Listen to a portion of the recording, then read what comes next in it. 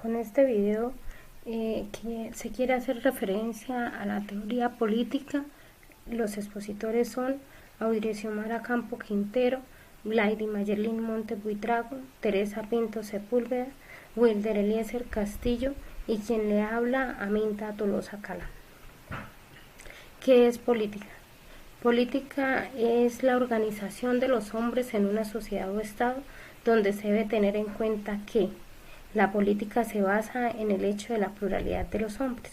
Y cuando hablamos de pluralidad de los hombres nos referimos a todos los seres humanos organizados en búsqueda de un bien común, donde no podemos dejar al lado la familia en la participación activa en la pluralidad, siendo la familia la base de la sociedad, que debe estar activa en la participación de la política, incluyendo todos los miembros. El hombre solo existe o se realiza en política. El hombre, por su naturaleza, siempre busca estar en constante relación con su entorno, para así lograr un desarrollo íntegro basado en los principios y valores con deberes y derechos. Motivos para no encontrar dónde surge la política. El hombre es apolítico, es decir, la política nace entre el hombre, entre los hombres, y por eso está fuera del hombre. La política surge entre el ente y se establece como relación. Entonces, el hombre es solo, y cuando empieza la relación con los demás miembros de la sociedad es cuando nace la política con el fin de organizarla. Ser realmente libres en un territorio delimitado, es decir, estar en total autonomía sin depender de nosotros mismos ni de los que nos rodean. La misión de la política es crear un mundo transparente, teniendo en cuenta que la igualdad relativa como principio que reconoce que todas las personas deben ser tratadas de la misma manera. Los prejuicios. El prejuicio es dar un juicio anticipado por lo que en general de naturaleza hostil o negativa, basado en percepciones afectivas e infundadas en un lugar de experiencias directas. El prejuicio contra la política y lo que política es hoy de hecho. No se tiene claro el concepto de política y se tiene miedo a todo lo que a su alrededor está mal informado, creado y manejado por los dueños del poder. El prejuicio y el juicio. El prejuicio es basado en lo juzgado anteriormente y el juicio no se pueden dar determinantemente para juzgar. Se deben tener en cuenta antecedentes que con el paso del tiempo son llamados la historia. El sentido de la política. Siendo la libertad el sentido de la política como necesidad para la vida del hombre y entendiéndose que lo político únicamente vale como medio para proteger la subsistencia del hombre. Asegurar la vida es la misión de la política, siempre debe buscar el bien de toda la organización, protegiendo y preservando la vida por encima de todo mal o peligro.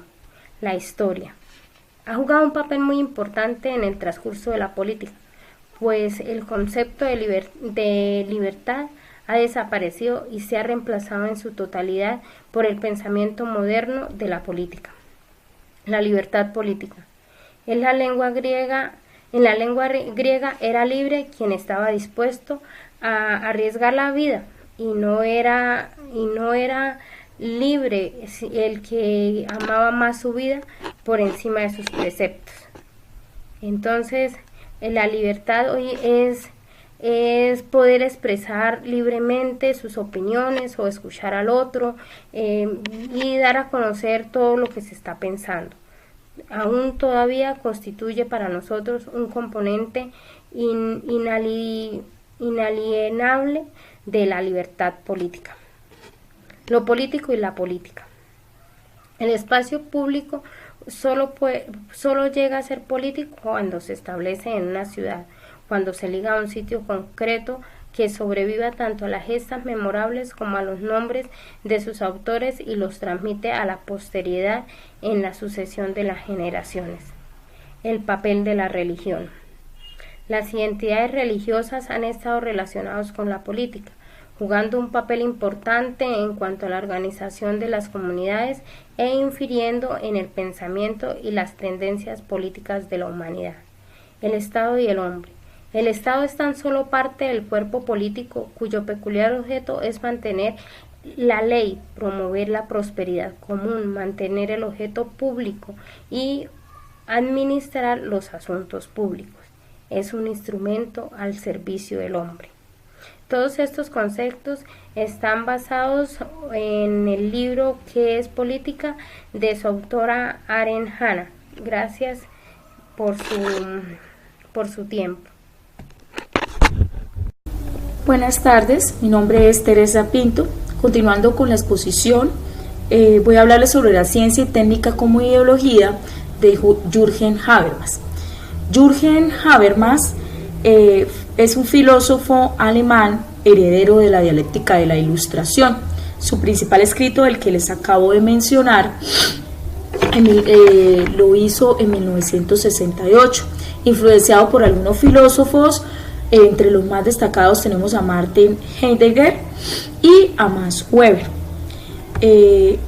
Cuando hablamos de ciencia, estamos hablando de un conjunto de conocimientos que se organizan de forma sistemática y que son obtenidos a partir de unos procesos como lo son la observación, la estructuración, el razonamiento, la experimentación, entre otros. Cuando hablamos de técnica, estamos hablando de un conjunto de procedimientos o recursos que se usan en un arte, en una ciencia o en una actividad determinada.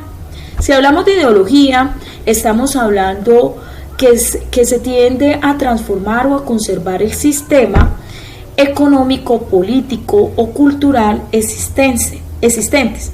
Entonces se puede decir que la técnica es un dominio sobre la naturaleza y el hombre un dominio metódico, científico y cultural. Vamos ahora a hablar un poquito de Max Weber. Max Weber fue un filósofo, un historiador, un politólogo alemán que tiene varias obras, pero entre las más destacadas tenemos La ética protestante y el espíritu del capitalismo, en 1904 y 1905. Él pretendió demostrar los valores éticos y religiosos que se influenciaron en el desarrollo del capitalismo. Max Weber también dice que donde se caracteriza la técnica y la industrialización de un país, él puede mencionar el derecho privado y burgués de la denominación burocrática. También dice que el socialismo es utilizado para contrarrestar el individualismo por toda la sociedad en un conjunto, sin distinción de las clases sociales y la eliminación de la propiedad privada.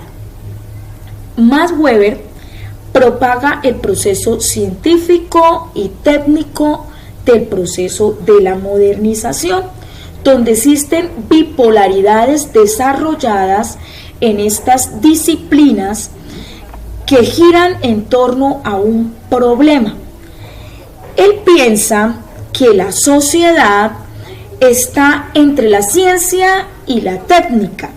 Este tipo de acción racional determina o establece expectativas, deseos o anhelos del individuo que se convierten en unos propósitos. En el marco institucional se refiere a una ley formal que asigna la responsabilidad principal a una sociedad o a un mundo sociocultural de la vida, y tiene unos subsistemas como lo son la familia y el parentesco. Herbert Marcuse, también un filósofo, nos habla que con la ciencia se quiere demostrar que la dominación de la naturaleza tiene relación con la dominación del hombre. Para él, la ciencia y la técnica está entre la sociedad y se debe analizar a priori, y lo tecnológico se volvió político a medida que se ha ido transformando la naturaleza como una consecuencia de la creación del hombre. Tenemos ahora la opinión de Jürgen Habermas: la ciencia más la técnica más la sociedad están trabajando siempre potencialmente, y esto lo lleva a una acción comunicativa para estructurar su teoría crítica de la modernidad. Aquí resplandece una sociedad reflexiva y libre que se une por el conocimiento y no porque se lo impongan, sino o por el temor. Es esa autonomía de la razón comunicativa. El lenguaje está en la base de la democracia, permitiendo una comunicación de interacción eficaz y libre. Un grupo humano que se basa en creencias por un poder central, un dominio, un criterio de la superioridad, entonces se aplica a todos los periodos de una sociedad, en clases totalmente organizadas, y se establece el hecho de la validez oficial, cultural, de las tradiciones compartidas que se legitimizan con la vigencia organizacional del poder. Cuando hablamos de la cosmovisión, estamos hablando del conjunto de opiniones y creencias que forman la imagen o concepto general del mundo que tiene una persona de acuerdo a su época.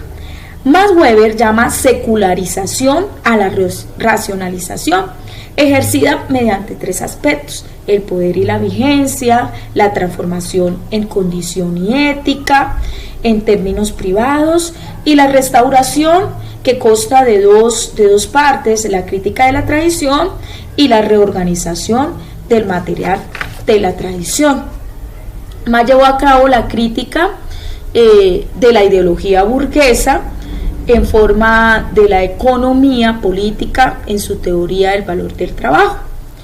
Tenemos que también los países capitalistas han avanzado notoriamente mediante dos tendencias evolutivas. La primera, incremento de la actividad intervencionista del Estado, tendente a asegurar una estabilidad, y la segunda, una creciente interdependencia de investigación que se convierte en las ciencias en la primera fuente productiva.